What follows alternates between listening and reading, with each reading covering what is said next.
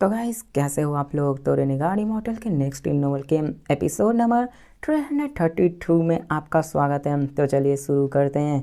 तो आज की ये फाइनल एपिसोड होने वाली है। फोर्थ एपिसोड नहीं डाल पाऊँ क्योंकि आज काफ़ी ज़्यादा थक चुका हूँ, इसलिए आज स्किप कर रहा हूँ। तो चलिए शुरू करते हैं। तो जैसा कि अभी तक हमने पिछले एपिसोड में देखा कि कैसे वांगली निकल चुका होता अपने सफ़र में, जहाँ पे सबसे पहले वो एक सेक्ट में जाने वाला था ताकि वो वहाँ पर अपने कुछ अधूरे काम को पूरे कर सके। फिर उसके बाद वो एम्परर ट्रायल को देने जाएगा। तो चलो शुरू करते हैं। इसी के साथ हमें एक अलग से ही जगह का सीन दिखाया जाता है जहाँ पे डॉन लिंग सेक्ट को दिखाया जाता है जो कि ग्रेट सेक्ट कॉन्टिनेंट के अंदर मौजूद थे। और इसी के बाहर हमें एक मॉर्टल सिटी का सीन दिखाया जाता है जहाँ पे लगभग 100 लोग खड़े होकर इंतजार कर रहे होते हैं। वो सभी वॉरियर्स थे। अब टाइम बीतता और लगभग 2 घंटे बीत चुके होते हैं। वो सभी इंतजार कर रहे होते किसी आने का और सभी बहुत ही लंबे अरसे से उस कड़ी धूप में इंतजार कर रहे होते हैं। उनमें से एक और घंटा बीत चुका होता है। सन उनके ऊपर आ चुकी होती है। कई लोग तो वहाँ पे सूरज की गर्मी को बर्दाश्त ही नहीं कर पा रही। मतलब मैं एक सवाल पूछना चाहूँगा कि ये सभी कल्टिवेटर्स हैं, इनकी पावर काफ़ी ज़्यादा है। ये नॉर्मल ह्यूमन बीइंग से ज़्यादा पावर तक कल्टिवेट करते हैं, तो आखिरकार इनसे सूरज की गर्मी क्यों नहीं बर्दाश्त की जा रही है? उनके पास तो एक अलग लेवल की बॉडी रिफाइनिंग होती है, तो आखिर ऐसा इसमें क्यों लिखाया गया है? अब दिखाया जाता है फिर भी वो इंतजार करने लगते हैं। और उनमें से बंदा कहता है कि क्या ग्रेट सेलेस्टे यहाँ पे आना भूल गए हैं? हम लोग 3 घंटे से इंतजार कर रहे हैं इस कड़ी धूप में, आखिरकार हमें कितना इंतजार करना होगा? ये बातें सुनकर वहाँ पे एक ओल्ड मैंडा उसको डांटते हुए कहता चुप रहो, अगर ग्रेट सेलेस्टे यहाँ पे आए भी नहीं तो ये तो बात का मसला है। अभी हमें यहाँ पे वेट करना है। अगर तुम नहीं वेट करना चाहते तो भाग जाओ, यहाँ से निकल जाओ, कोई फोर्स नहीं कर रहा। तो ये सुनकर वो बंदा चुप होकर वहीं पे बैठ जाता है, खड़ा होकर इंतजार करने लगता है। जहाँ पे हमें बताया जाता है ग्रेट सेलेस्टे के बारे में, जो कि ग्रेट सेक्ट कॉन्टिनेंट में काफ़ी बड़े नामी जानी कल्टिवेटर्स होते हैं जिनके बारे में कोई नहीं जान, मतलब हर कोई जानता है ऐसा होता है। और उनको बताया गया था कि वो सभी अपने अंदर कई सारे स्टूडेंट्स को रिक्रूट करते हैं और जिन जिनको वो रिक्रूट करते हैं उनकी पावर काफ़ी ज़्यादा बढ़ जाती है। और यहाँ पर अगर इन बंदों को मौका मिले उनके सेलेस्टर के अंदर ज्वाइन होने का, तो ये अपनी पूरी संपत्ति देने को भी तैयार हो गए होते हैं और सब लोग इसी के बारे में बात कर रहे होते हैं। लेकिन तभी दिखाया जाता है वहाँ पे हवाएं तेज बहने लगती हैं। उनमें से एक रेड एम्ब्रेला बाहर निकलती है और उसी के साथ 4 ब्लडी मैन जो कि गोल्डन रॉस में होते हैं चेयर को पकड़े हुए वहाँ पे आ जाते हैं। उनके चारों तरफ दिखाया जाता है कई सारे चिल्ड्रंस मौजूद होते हैं जिनके हाथों में ट्वेजस बोतल, विस्की, शाइनिंग जेट्स और काफ़ी चीज़ें होती है। और तभी वहाँ पे चेयर पे एक वाइट ओल्ड मैन आता है जिसकी ऑरा काफ़ी ज़्यादा होती है, जिसकी ऑरा सेलेस्टियल जैसी होती है और उसकी पावर उन सब पे प्रेशर डाल रही होती है जो कि कोई और नहीं सेलेस्टियल्स ही होते हैं। और सब लोग उसको ग्रीट करने लगते हैं, सेलेस्टियल, ग्रेट सेलेस्टियल, ये तो हमारे ग्रेटेस्ट जी सेलेस्टियल जिन मौजूद हैं। और सब लोग उसके सामने झुक जाते हैं और हमें ग्रेट सेलेस्टियल जिनबाओ को दिखाया जाता है जो कि उनकी तरफ देख रहे होते हैं। और साथ में हमें कई और बंदों को दिखाया जाता है जो कि उनको देखने के लिए आ रहे होते हैं। वैसे भी उनका बहुत ही अच्छे से आदर सत्कार कर रहे होते हैं। अब इनका नाम जी बियाओ होता है जो कि याद रखना आगे काम ही आएंगे। दिखाया जाता है वाइट हेयर ओल्ड मैन को जो कहता है फाइन है, ये अच्छी बात है, मेरे टाइम लिमिटेड है, जल्दी करो, मैं सिर्फ 3 ही दिन रहने वाला हूँ। मैं देखना चाहता हूँ कि आखिरकार तुम्हारे बच्चों में से किसकी किस्मत अच्छी है जो मेरे सेलेस्टर के अंदर ज्वाइन करेगा। तो जा उन सबको ले आओ, मैं उन्हें ले जाने वाला हूँ। हमें दिखाया जाता है ऐसे ही कर करके वहाँ पे सब लोग आने लगते हैं, अपने बारे में इंट्रोडक्शन देने लगते हैं। तो इन सब इंट्रोडक्शन को मैं स्किप करता हूँ क्योंकि मामूली लोग हैं, क्योंकि सब लोग आके अपने बारे में बता रहे होते हैं, जहाँ पे सब लोग अपनी बारे में अच्छे से कल्टिवेशंस और क्या उनमें खूबी है वो बता रहे होते हैं। जिसके बाद हमें दिखाया जाता है कि वो उन सब में चूज करता है और कहता है कि ये ग्रेट सेज कॉन्टिनेंट तो बहुत ही अच्छा है, आखिरकार यहाँ पे डोंगलिंग सेट कहाँ पे मौजूद हैं। और इसी के साथ हमें दिखाया जाता है कि वहाँ पे एक टॉर्टोइस सेल से वांगलिन उस मैप को देखते हुए डोंगलिंग सेट की तरफ वहाँ मुड़ रहा होता, मतलब उधर ही आ रहा होता है। देखो रिक्रूटमेंट हो रहा था तो उसको मैं बात नहीं करूँगा क्योंकि वहाँ पे अपने स्टूडेंट्स को रिक्रूट कर रहा है जिसको कि बताना टाइम पास हो जाएगा। अब वांगलिन उसी की तरफ जा रहा होता है जहाँ पे उसे इस सेक्ट के बारे में पता चलता है कि ये एक एवरेज सेक्ट से थोड़ा सा ऊपर है जहाँ पे एम्प्रायर एग्जाइल के कल्टिवेटर्स भी मौजूद हैं। तो अभी के फिलहाल फिलहाल में एम्पर एग्जाल तो वांगलिन के लिए कुछ भी डेंजर पोजेस नहीं करेंगे। जिसके बाद वांगलिन आगे जलने लगता है, लेकिन तभी वहाँ पे उसे कुछ महसूस होता है और उसे महसूस होता है कि यहाँ पे कोई तो ऐसा है जिसको कि वो जानता है। वो आगे बढ़ने लगता है कि आखिरकार कौन है, और तभी उसे पता चलता है कि वहाँ पे असल में उसका एक ओल्ड फ्रेंड इसी जगह मौजूद है। डोंगलिंग सेट की तरफ वो आगे जाने लगता है कि वो कौन है। अब जाने और दिखाया जाता है कि उसकी रफ्तार काफ़ी ज़्यादा होती है और वो मॉर्टल सिटी में बड़ी आसानी से आ जाता है। जैसे ही वांगलिन सामने की तरफ देखता है तो वहाँ के बंदे को देखकर काफ़ी ज़्यादा हैरान हो जाता है, क्योंकि वो कोई और नहीं लिन जिन बियाओ होता है, जिसको मान देखकर तो वो बहुत ही ज़्यादा खुश हो जाता है। अभी लिन जिन बियाओ होता है, उसने लॉ ऑफ सिसेप्शन को कंप्रीहेंड कर रखा था री इनकारनेट के बाद भी, और उसने पहले जो पास्ट लाइफ थी और अभी भी दोनों में सेम पाथ को ये यूज कर रहा होता है। और हमें वांगलिन को दिखाया जाता है जो उसके पास जाता तो नहीं बल्कि दूर से ही उस पर नज़र बनाने लगता है, और हमें दिखाया जाता है लिन जियान बाओ को जो कि वहाँ पे सभी बच्चों के बीच में होता है। और वहाँ पे वांगलिन कहता है कि ये तो डिसीव करता था मॉर्टल्स मतलब हम नॉर्मल इंसानों को, तो चलो देखता हूँ कि आखिरकार ये इस लाइफ में क्या कर रहा है, और वो उस पर नज़र बनाने लगता है। अब इसी के साथ हमें लिन जिन बियाओ को दिखाया जाता है जो कि एक सिटी में एंटर करता है। सडनली दिखाया जाता है कि वहाँ पे बहुत ही अलग ऑरा निकलने लगती है। वो चारों तरफ देखने लगता है, उसे कुछ महसूस हो रहा होता है, लेकिन वो मुड़कर कहता है कि इतना स्ट्रेंज क्यों, ऐसा लग रहा है जैसे मुझ पे कोई नज़र बनाए हुए हैं, जैसे कोई पेरेंट अपने बेटों पर नज़र बनाए रखता है कि वो कहीं गलत तो नहीं कर रहा है। अब यार लिन जिन बियाओ कौन है वो तो हमें अभी आगे पता चलेगा कि आखिरकार कौन है, ये डिस्पल है या फिर दोस्त है। अब वांग ने उस पर नज़र बनाए रखा था।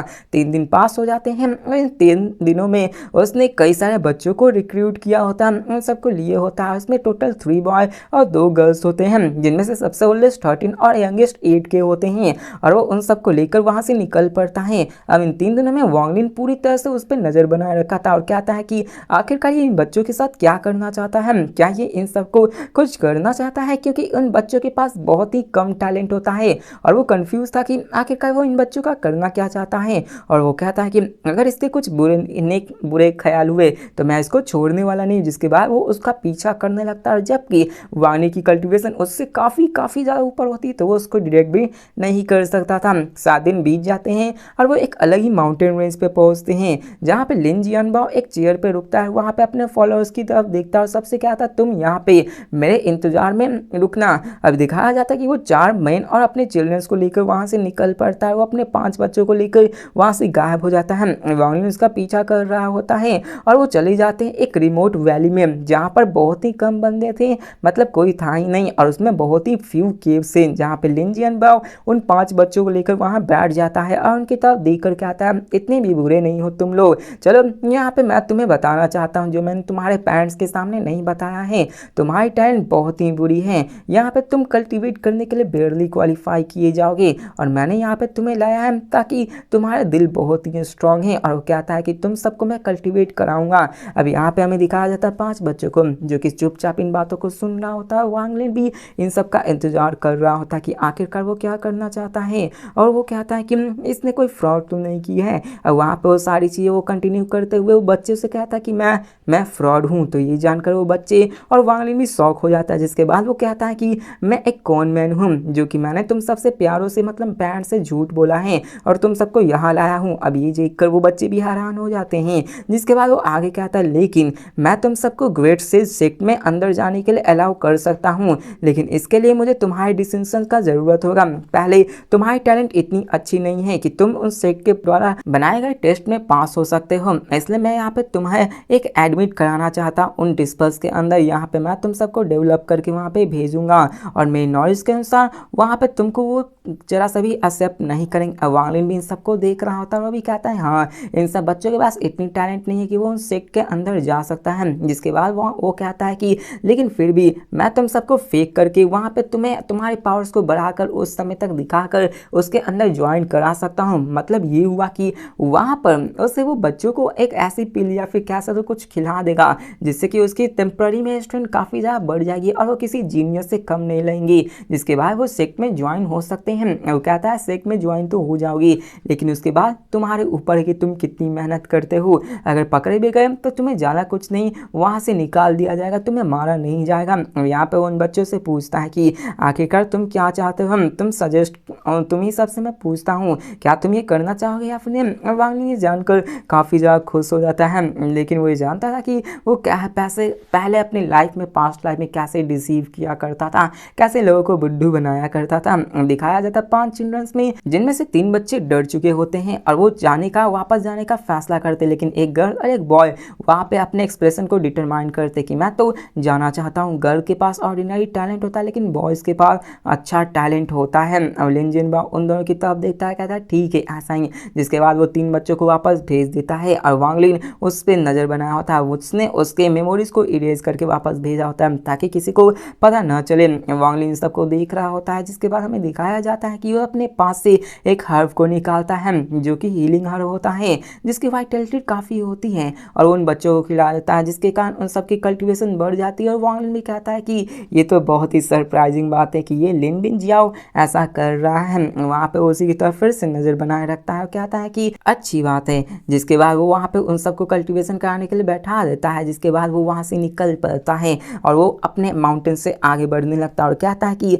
मैं अभी ग्रेट से सेक्ट से ही आ रहा हूँ और मुझे और भी सेक्ट में जाना है ताकि मैं वहाँ पे भी अपने इन सारे बच्चों को रिक्रूट करवा सकूँ। और वहाँ पे इन सारे बच्चों को रिक्रूट कराने के बाद मुझे बहुत सारे पिल्स और स्पेल्स मिलते हैं, जिससे कि मैं नॉनसेंस सोल स्टेज में जा सकता हूँ और इससे मैं दूसरे कॉन्टिनेंट या फिर किसी स्मॉल सेक्ट में इंटर कर सकता हूँ। देखो इन बच्चों को आखिरकार वो ऐसे क्यों बनाता है, क्योंकि यहाँ पे उन सबकी पावर अच्छी खासी बढ़ जाती है, मतलब बहुत ही टेरिफाइंग टैलेंट हो जाती है, जिसकी वजह से उन सेक्ट में रिकमेंड करने पे उसे टैलेंट्स मतलब पिल्स और बाकी सारे रिसोर्सेज मिलते हैं और रिसोर्सेज को खाकर वो ब्रेक थ्रू कर सकता है। ये जान लो कि वो अभी इस लाइफ में काफ़ी ज़्यादा गरीब होता है। वांग लिन अभी भी उसको फॉलो कर रहा होता है, माउंटेन्स के बीच में वो अकेला उड़ता हुआ जा रहा होता है, वहाँ पे एक्साइटेड हो रहा होता है। लेकिन तभी वहाँ पे दिखाया जाता है कि वो आगे बढ़ते हुए कुछ लोग और आ रहे होते हैं जो कि वहाँ पे किसी की तलाश कर रहे होते हैं। लेकिन तभी एक मोमेंट लेटर में कई सारे ओल्ड मैन वहाँ पे आ जाते हैं जो कहते हैं कि मैंने जिन बियाओ जी को खोज लिया है,